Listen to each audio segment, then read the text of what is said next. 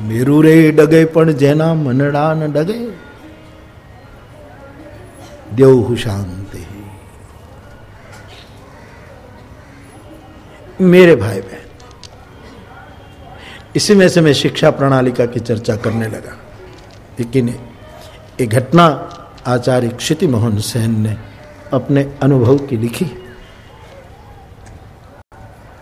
तो शांति की जो बात है साहब, ऋषिमुनि प्रमुदित होकर भूमिसूर महिसूर समयानुकूल शांति मंत्र का उच्चारण कर रहे हैं। ऐसी शांति तुलसी कई रूप में प्रस्तुत करते हैं। अति शीतल, अति ही अमल, सकल कामनाहीन। तुलसीदास का दोहा, अति शीतल, अति ही अमल, सकल कामनाहीन, तुलसी तेय अतीत गनी, जो शांति लय लीन। वैराग्य संदीपनी। अतीत, उसको अतीत समझना, गुणातीत। जैसे कहते हैं ना, ये अतीत साधु है, अतीत जो सबसे परा, अतीत गुणातीत। तुलसी इतना ही शब्द लगा, इतना लक्षण जिसमें हो, तुलसी का है उसको अतीत गणो, उसको अतीत मानो, उसको गुणातीत समझो। अति शीतल, जिस व्यक्ति के पास जा जा करके तुमने महसूस किया हो कि ये आदमी में कभी भी उग्रता नहीं, ये आदमी का भीतरी अवस्था अति शीतल है। तुलसी ऐसे शीतल संता। जब तुलसी वैराग्य संदीपनी में लाते, वैराग्य संदीपनी में शांति का एक पूरा प्रकरण लिखा है तुलसीदास। आखिरी प्रकरण शांति का है, एक छोटा सा ग्रंथ है तुलसी का, बिल्कुल कल ही मैं देख रहा था। पहले प्रकरण में तो उसमें वो वैराग संदीपनी का स्वरूप प्रस्तुत किया है, उसके बाद संतों के लक्षणों की चर्चा कर दी, और उसके बाद शांति दर्शन कराया। वैराग्य संदीपनी का शांति दर्शन कोई तुलसी की अनुभूति से देख ले, शांति ही शांति। अति शीतल, ये व्याख्या में नहीं, किसी के पास रहकर, बहुत देखकर, समझ कर पक्का कर लो कि ये आदमी, ये व्यक्ति जो हमारे सदगुरु लोग हुआ करते थे, अति शीतल। आंख में शीतलता, कान में शीतलता, सुने तो भी शीतल। कहीं सदगुरु की टंग, जबान म्यूजिकल टंग होती है, लेकिन म्यूजिकल टंग आप तभी समझ सकोगे जब आपके म्यूजिकल ईयर हो। Without musical year you can't listen. Arun, मेरा अंग्रेजी ठीक है? बोल चुका है तो माफ कर दो, मैंने हूं तो खाली हमने दीदे जाओ यार। माय फ्रेंड्स, आनंद आ रहा, म्यूजिकल ईयर चाहिए। मैं संगीत की महफिलों में बैठता हूं, और कई संगीत वाले, संगीत के मर्मज्ञ कभी श्रोतापन कर बैठते हैं, और भीमसेन जोशी जैसा गायक गाते हैं, पंडित भारत रत्न हमारे भीमसेन जोशी। एक बार तालियां लगाते हैं। लेकिन भीमसेन जोशी को भी सुनते सुनते दाद नहीं देते थे कई लोग। तब मुझे लगता था कि उसके पास म्यूजिकल ईयर नहीं है, म्यूजिकल वॉइस है। यस यस फ्रेंड, यस, लेकिन म्यूजिकल, तुम किसी को सुनकर दाद न दे पाओ तो तुम्हारे पास म्यूजिकल ईयर नहीं है, तुम बधिर हो, निपट बधिर।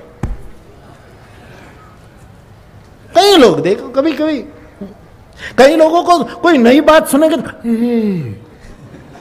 आ क्या थी, कह दू तारा पेट में थी, लेकिन तने जे उपड़्यू तू ईर्षा और द्वेष, उसी के कारण क्योंकि उसके पास म्यूजिकल ईयर नहीं। कोई पति डिस्टर्ब नहीं होगा यदि उनके पास म्यूजिकल ईयर हो, तो पत्नी की बैसुरी बांसुरी भी वो सुर में पलट देगा। म्यूजिकल ईयर चाहिए। जिनके श्रवण समुद्र समाना, ये तुलसी के म्यूजिकल ईयर है।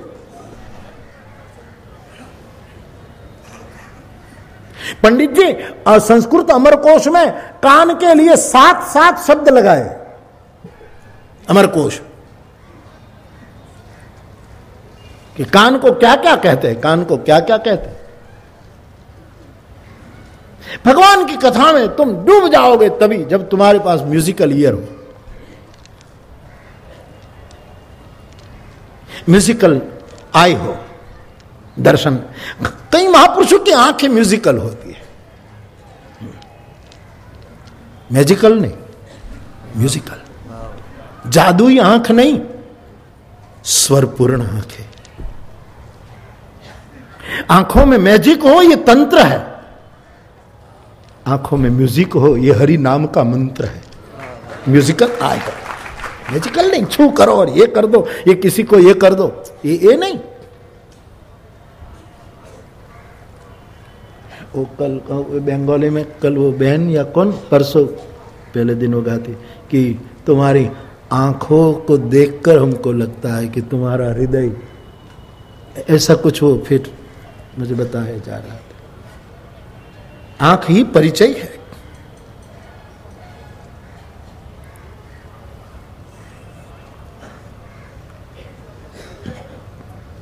बाप कान न हो तो क्या हो। कभी कभी हम चूक जाते हैं म्यूजिकल ईयर न होने के कारण, दाद नहीं दे पाते। मैंने तो बहुत देखा है, फिर दुख नहीं होता, दया आती है कि कैसे इस क्षेत्र के मर्मज्ञ शेरो शायरी कोई अद्भुत सुना रहा है, कविताएं, लेकिन कविता का मर्मज्ञ ही कभी दाद न दे, तब समझना है कि म्यूजिकल ईयर नहीं है। एक शिष्य कभी गुरु से ही सीखा है, लेकिन कभी ऐसी शब्द रचना बोल दे और उनका गुरु उसको वाल न दे, सिर पर हाथ रख करके उसको दुआ न दे, तो गुरु के पास म्यूजिकल ईयर नहीं है, म्यूजिकल माइंड नहीं है, मानसिक चेतना म्यूजिकल नहीं। भगवान की कथा तभी आनंद आता। मैं स्वागत करता हूं क्योंकि आपके पास करीब करीब म्यूजिकल ईयर है। न होता तो आप क्यों सुनते साहब, इसे क्यों सुनते, क्यों आपको अच्छा लगता है?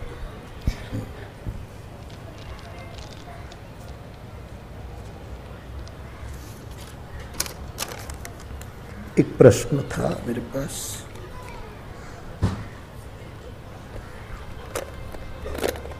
बापू, जीवन में जब प्रतिकूलता आती है तब अचानक ही न चाहते हुए भी धैर्य छूट जाता है और मानसिक पाप होने लगते हैं, इनसे कैसे बचे? किसी महापुरुष को म्यूजिकल ईयर से सुनो, ठीक से समझो, ठीक से सुनो। और साहब, प्रतिकूलता में धैर्य रहे, वहीं तो धैर्य की कसौटी है।